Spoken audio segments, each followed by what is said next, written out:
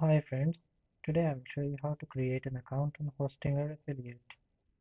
First, go to hostinger.com/affiliate. You can also just Google it and click on the first link.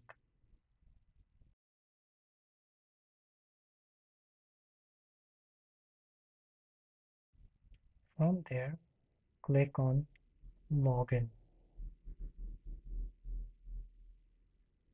Now click on Sign Up at the bottom and enter your email address and password into the appropriate fields.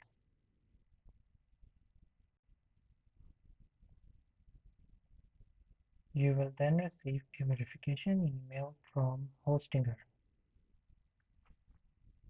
Click on Verify Now, which will take you to your dashboard. From here, you can use Hostinger Affiliate as you please.